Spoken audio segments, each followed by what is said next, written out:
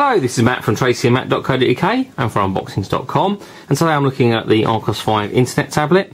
Now, we looked at one of these a couple of months ago and it was actually the internet media tablet that we looked at. Difference with this one is basically that it runs Android 1.6 Donut, and the one that we looked at a couple of months ago was actually effectively like a proprietary Linux-based operating system. So we're going to take a look at this one, see what's in the box, see what's included, take a look at the device. So first of all, on top we actually see the tablet itself, and I'm going to come back to that in a second. Just want to see what else is included. So underneath we have the manual, which is a quick start guide covering the basics of setting up.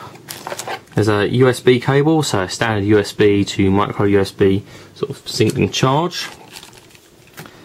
Then we have it's basically a dock adapter, so you can get some standard docks from Archos, and this is basically the adapter that works specifically with the Archos 5 media tablet or internet tablet. There's a set of headphones, which are just headphones, it's not a headset. So it's a 3-pole 3.5mm jack, and then the actual headphones themselves. They aren't bad, they're very much the same as with the other tablet that we looked at a couple of months ago. They're alright, but again, like most people, prefer using my own. There's a cleaning cloth for the screen, which has just got a little tiny Archos branding on it. And there's some information about the GPS, activating the built-in GPS to navigate in 3D.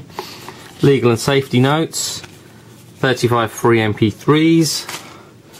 There's a CD-ROM or DVD-ROM, which has got tele-atlas maps and a few other bits and pieces on it, probably a full manual I would think. And then finally there's another getting started guide, but this one is printed in other languages. So that's everything we have in the box. I'm going to take a look at the tablet itself. 5-inch display, which is 800 by 480 pixels, say runs Android 1.6. 800 by 480 pixels seems to have become the standard for these sort of tablet style devices. 5-inch display is pretty small. I guess it's a little like the Dell Streak in many respects. Looks kind of similar. Nice and small. Obviously there's no SIM card in this one though. Compared to the internet media tablet we saw a couple of months ago, this is extremely slim. Very, very slim and very light. The one we saw a couple of months ago actually had a hard drive in, whereas this one is solid state 32 gig. Let's take a quick look around. So on the left hand side we have a 3.5mm headphone socket, obviously for plugging in headphones. There is a connector there, which is the micro USB for sync and charge. There's a couple of dock connectors on the bottom. They're sort of specific. Normally they come with a cable that you use for charging, and there are two because they actually work with a dock, and there are various ways in which you can actually use those. And then next to that we have a micro SD card socket, so we can actually use micro SD cards if we want to. A couple of little spaces there, I think they might be metallic, possibly for where you actually pick up on a charger when they're sitting in the dock, but I'm not 100% sure. But they do look like little metal posts, if you like. On the back we have a little kickstand that we can open, and obviously that allows it to actually stand on a desk, which works quite well. It is made of metal, so it's quite sort of secure and robust. Nothing really to see on the back other than that.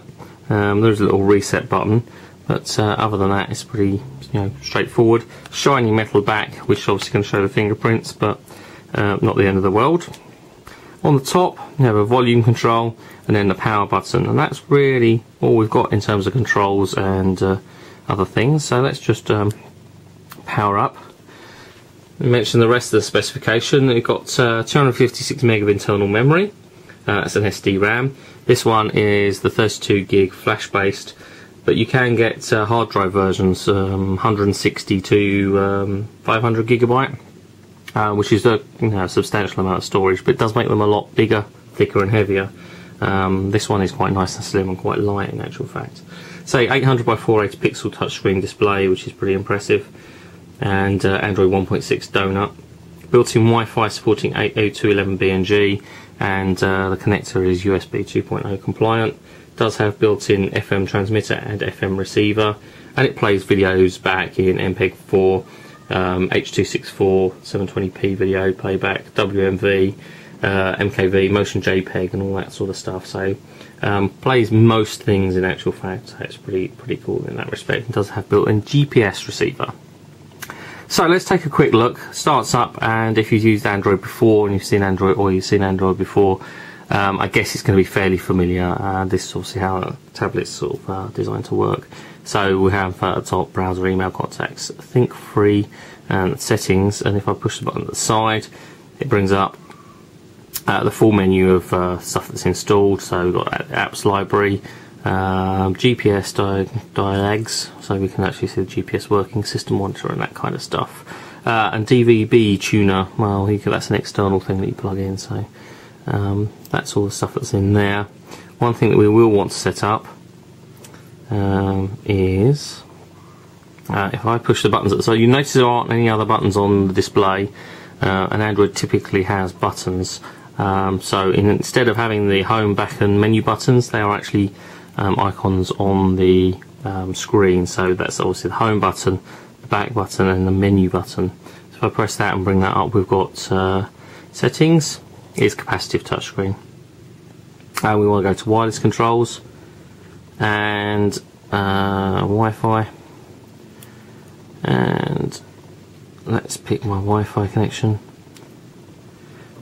I should have said it's actually resistive rather than capacitive touchscreen. My mistake there.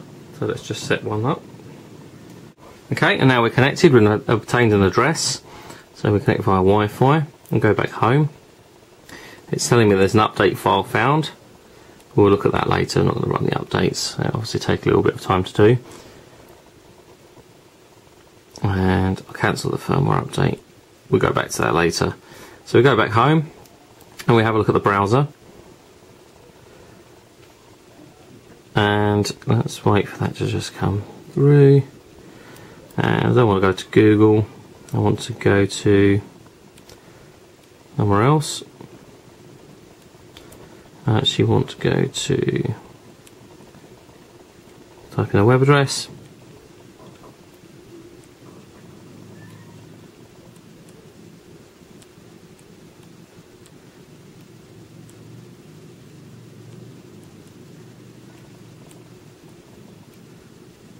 There we go, tracymatt.co.uk. Let's see how that comes up.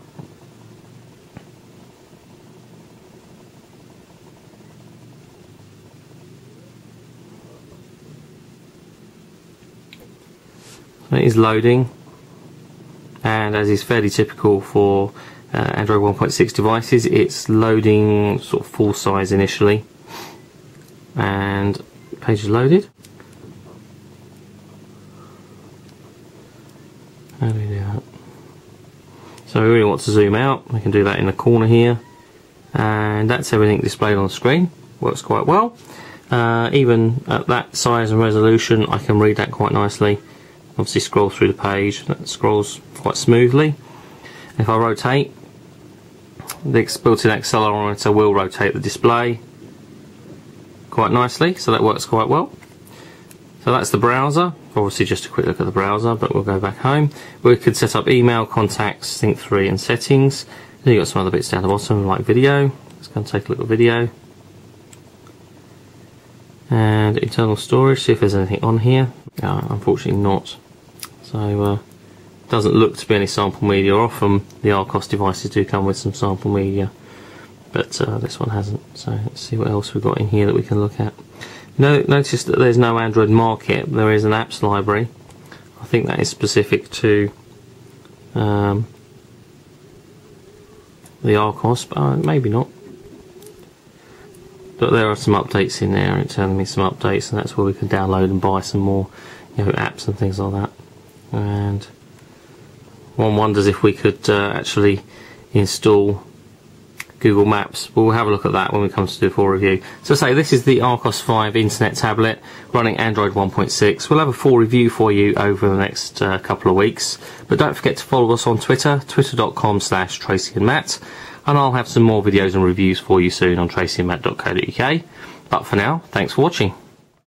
Bitdefender is dedicated to protecting people's digital lives, so working with unboxings.com to help preview and review the latest technology is a perfect fit.